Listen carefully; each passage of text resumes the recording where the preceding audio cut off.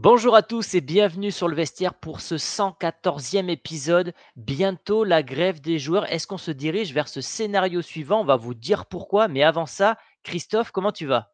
Écoute, ça va bien, ça va bien. Merci, de réaliser ce sujet. Je dis merci parce que, quand on est créateur de contenu, il y a plein de sujets liés à l'actualité et puis tous les 2 on a échangé et on s'est dit: «C'est peut-être le moment de sortir, ce phénomène qui touche beaucoup les entraîneurs, les joueurs, mais aussi nous, spectateurs et amoureux du football». Donc est-ce qu'on va droit vers une grève?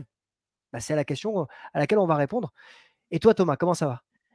Très bien, très bien. C'est un sujet très intéressant qu'on avait mis dans notre to do et c'est vrai que c'était le moment pour en parler parce qu'il y a beaucoup de choses à dire, hein, comme tu l'as dit, que ce soit, là on le voit Florentino Pérez sur la miniature, on vous dira pourquoi on l'a mis, mais ouais, ça touche les joueurs, les entraîneurs. Je pense qu'on va pouvoir faire défiler les slides pour entrer dans le vif du sujet.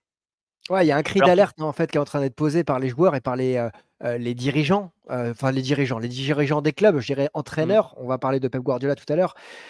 Il y a, cette slide pour moi elle est marquante, on est à l'Euro, on est à la coupe du monde, 14 minutes d'arrêt de jeu, mmh. 14 minutes d'arrêt de jeu, c'est absurde, c'est complètement absurde. On avait, très rarement vu ça et le constat c'est qu'on vous présente, voilà, sur les 4 matchs, 65 minutes de temps additionnel ont été donnés à la coupe du monde, 2022 sur 4 matchs.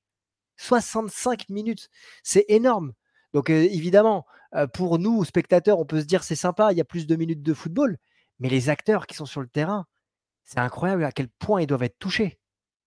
Ouais, c'est vrai, tu as raison, je te rejoins complètement. Après, ça venait aussi peut-être corriger une certaine inégalité où tu avais parfois des équipes qui truquaient un peu le match pour gagner du temps et finalement le temps additionnel par rapport au temps perdu sur le terrain, c'était pas tout à fait, similaire. Mais là, on est passé d'un extrême à l'autre, 28 minutes d'arrêt de jeu donc sur les 2 mi-temps, ça fait quasiment une mi-temps en plus, c'est énorme. Pour les acteurs, c'est Clairement. énorme et c'est Ouais, non, vas-y? clairement, clairement. Non, je voulais aller dans le même sens. C'est-à-dire qu'il y a eu aussi une étude qui avait été réalisée par la Marca en Espagne qui expliquait que justement que le temps effectif de jeu était autour des 55-57 minutes de jeu. Ouais. Donc, quand tu viens et quand tu es spectateur, on reviendra à la notion de divertissement que tu as très bien utilisée tout à l'heure avant la vidéo. Quand tu viens voir un match, tu viens pour 90 minutes, mais si tu vois moins d'une heure de jeu, Bah oui. évidemment, tu te dis, vu le prix des billets, vu le merchandising, vu les joueurs qui sont là, tu peux rester sur ta faim. De là à rajouter, 30 minutes de match avec les arrêts de jeu, Ouais, j'avoue, c'est c'est l'intégrité physique des joueurs, elle peut être touchée. Et puis on va justement vers pire, tu vois? C'était la première ligue qui a annoncé justement, un temps additionnel rallongé et les joueurs ont commencé à tirer la ouais, langue. V Varane a été courageux parce que ça a été un des seuls, voire peut-être le premier joueur d'ailleurs à parler de ce sujet-là. C'était, je crois, en fin de saison dernière Ouais, et malheureusement, c'est vrai qu'il a pas été suivi. Ça a été vraiment un cas isolé. On n'a pas vu ses coéquipiers le soutenir, publiquement ou sur les réseaux. On n'a pas vu, c'est pareil, ses anciens partenaires en équipe de France, qui auraient pu évoquer ce sujet également. Il y a Pep Guardiola là sur la slide d'après qui lui par contre peut-être a une caisse de résonance plus importante que celle de Varane puisque bien c'est sûr. l'actuel meilleur entraîneur du monde. Donc quand Guardiola dit ce genre de choses, de suite, tu as un impact qui est très fort et lui, il préconise de faire une grève. C'est quand même fort, tu vois? De faire une grève, c'est du jamais vu dans l'histoire du foot. Si demain tous les acteurs se mettent à faire grève, ceux qui veulent faire plus d'argent vont en perdre. Bah, en fait, c'est du jamais vu dans l'histoire du foot, masculin, mais ça existait et récemment et c'est ce à quoi, fait référence Pep Guardiola, dans le football féminin. Avec Ouais, les joueuses qui ont décidé de faire grève à l'encontre de leur fédération et qui ont voilà, ça c'est obtenu gain de cause et ça a été peut-être sur un court terme, c'est sur un autre sujet, mais un autre sujet, justement ouais. Pep Guardiola appelle à la mobilisation de l'ensemble des joueurs pour justement arrêter ce surplus de matchs, ce trop de matchs. On le voit aujourd'hui. On est clairement dans une période où on a la trêve internationale. On a un calendrier avec des droits TV qui nous emmènent vers des matchs tous les jours, vendredi, samedi, dimanche, lundi, mardi, mercredi. C'est vrai, Et il y a plus de temps, il y a plus de vendredi, temps mort. et vendredi, on se retrouve avec la Ligue 1 qui reprend. Pour nous, pour la Ligue 1, pour la Liga, c'est pareil, pour la Première Ligue, c'est pareil. Et la Première Ligue va reprendre de samedi à lundi. Et mardi, c'est la Ligue des Champions. On s'arrête quand, en Et fait? on peut même aller plus loin puisque quand tu prends le calendrier annuel, les compétitions internationales, elles vont jusqu'à mi-juillet.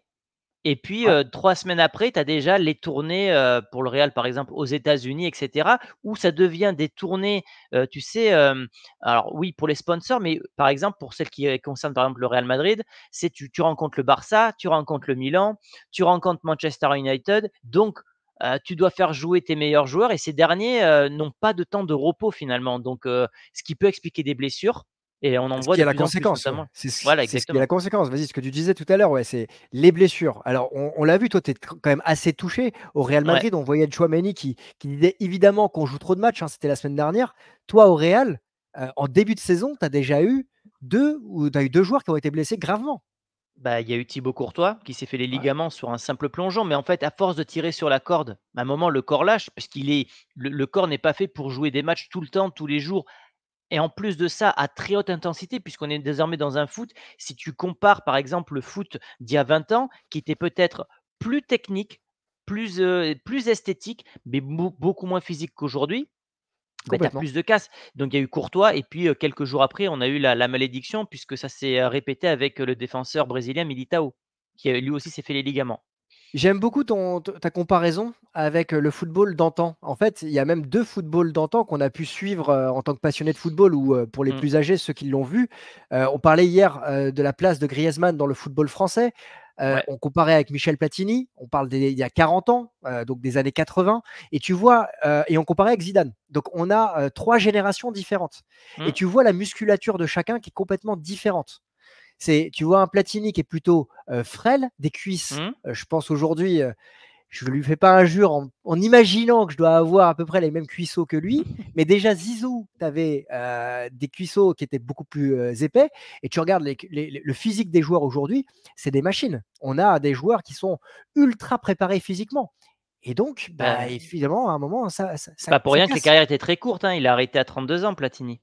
Ouais, C'est pas un bien hasard sûr. aussi les carrières. Les joueurs maintenant rallongent jusqu'à 40 ans, mais ça, c'est un effet de sport, qui est un peu plus général parce que si tu fais ça, par exemple, si tu parles de tennis, Djokovic, Federer, Nadal, ces mecs-là tendent vers 40 ans alors qu'il y a, une autre génération, c'était retraite à 30-35 ans max, tu vois?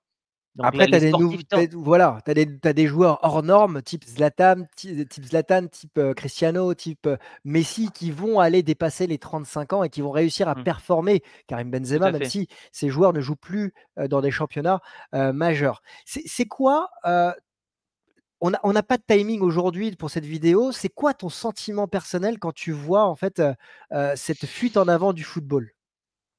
En fait, j'ai 2 avis parce que j'ai l'avis en tant que fan et l'avis en tant que créateur de contenu puisque c'est aujourd'hui notre métier que de parler de football. En tant que créateur de contenu, bah, moi, je suis quand même content parce que, j'ai de quoi parler de foot tous Mmh, les jours, que ce soit sur ma chaîne principale ou ici. Voilà, il y a toujours à manger et à boire.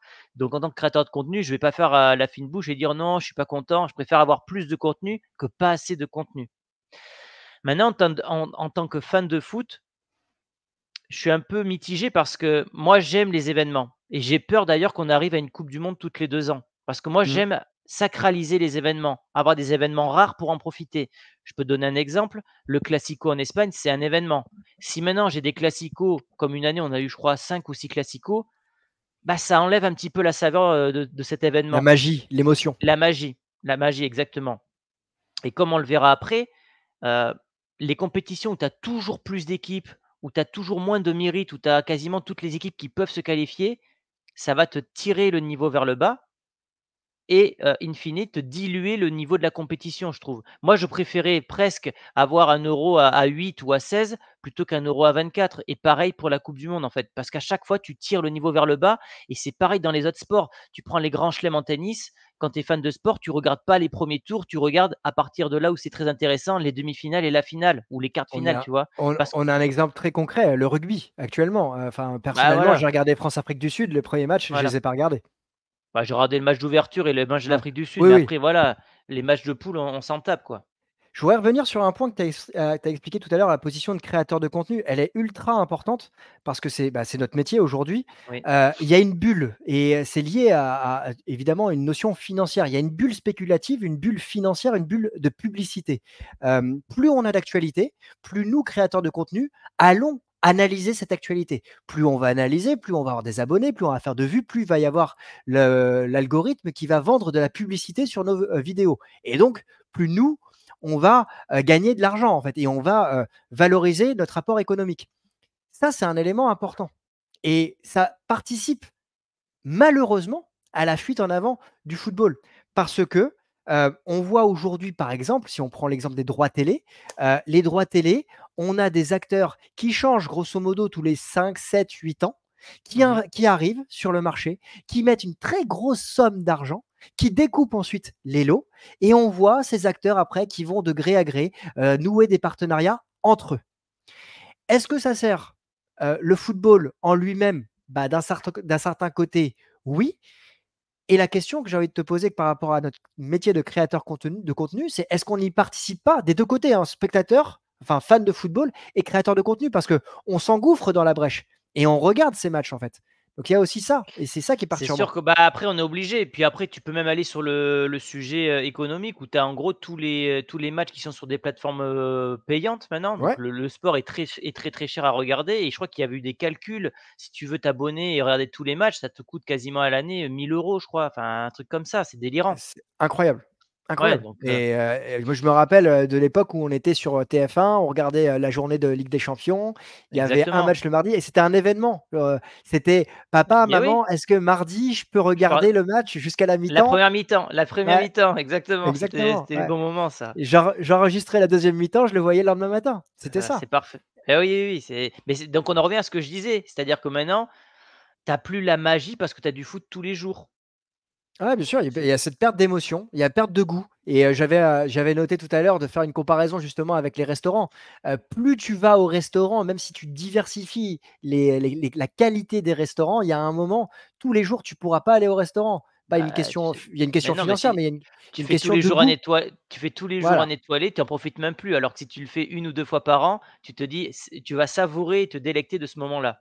Bon, en tout cas, on n'est pas on va essayer de trouver des solutions, on va essayer de vous proposer des solutions. On a étudié ça, mais on n'est pas vers quelque chose qui va s'améliorer parce que, bah, la coupe du monde 2030, elle se fera sur 3 continents. Est-ce que c'est Ouais, pas absurde aussi? bon, ils ont voulu faire comment dire? Un clin d'œil aux 100 ans de la coupe du monde qui s'était déroulée en Ouais, Uruguay, mais le problème, c'est que tu as des équipes alors déjà, sans parler de l'aspect écologique qui est, catastrophique puisqu'il y aura des vols dans tous les sens, mais il y a quand même des équipes qui vont commencer la coupe du monde en Amérique du Sud pour la continuer soit en Afrique, soit en Europe. Donc déjà, il y a déjà une inégalité dans la compétition puisqu'il y a des équipes qui seront, désavantagées de ce côté-là, au niveau de la fatigue et c'est, il y a ouais, vas-y, vas-y, vas-y. non, non, vas-y, vas-y, c'est bon, vas-y. Non, mais c'est en fait à ne pas faire de choix, tu en reviens à prendre des décisions qui sont pas cohérentes. Il y a un moment, soit tu fais, OK, c'est le centenaire de la coupe du monde et tu l'as choisi en Amérique du Sud, mais à contenter et à vouloir contenter tout le monde, bah, tu arrives à cette situation, qui sort de Ouais. l'ordre normal avec cette coupe du monde et puis voilà, transition parfaite, cette coupe du monde des clubs à 32 équipes qui aura lieu aux États-Unis en 2025 ouais 2025. Pour rappel, moi, le souvenir que j'ai de la coupe intercontinentale, c'est 1994, AC Milan-San Paolo, l'AC Milan qui remplace l'Olympique de Marseille, pour jouer ce match et c'est la finale de la coupe du monde de la coupe intercontinentale qui est la coupe du monde des clubs. Il y avait un match. Mmh. Maintenant, on va rajouter, Bah, bah, déjà, on est 30 sur un 30 équipes. tournoi. Déjà, on est sur Ouais, un tournoi là aujourd'hui et puis maintenant on passe à un tournoi à 32 équipes. Tu sais, c'est comme ce que je te disais en off tout à l'heure, la Super Coupe d'Espagne. La Super ouais. Coupe d'Espagne, à la base, c'était un match aller-retour qui avait lieu en août. Donc c'était le vainqueur de la Liga contre le vainqueur de la Copa del Rey. C'était facile à savoir. Maintenant, tu as 4 équipes. Un Final Four qui se joue en Arabie Saoudite, puisqu'il y a un accord avec ce Mmh. pays-là. Et tu as donc des équipes qui vont jouer des matchs en plus. C'est pour ça qu'on dit toujours plus de foot, toujours plus de Mmh. matchs. Parce que, par exemple, un Valence ou un Atlético Madrid vont être invités dans ce tournoi-là, alors qu'ils n'ont pas gagné de trophée. Donc on dénature de base le trophée et la compétition en elle-même pour voilà, rajouter plus de matchs et donc avoir plus d'argent. Les dirigeants de ces clubs, sont moteurs justement pour aller disputer ces rencontres. Ils favorisent justement le surplus de compétition. Ils le souhaitent pour, justement générer, des revenus supplémentaires et toujours plus malheureusement. Le problème, c'est qu'à un moment, les joueurs vont devoir parler. On Mmh. le sent, il commence à avoir un bruit, Ouais, je mais pense qu'on comme va on on mais c'est pas on terminé, tu vois? Et là, tu présentes la Ligue des Champions. Alors quand on regarde cette slide, comme ça, avant de passer à la suivante, 36 clubs, on est à 32 aujourd'hui.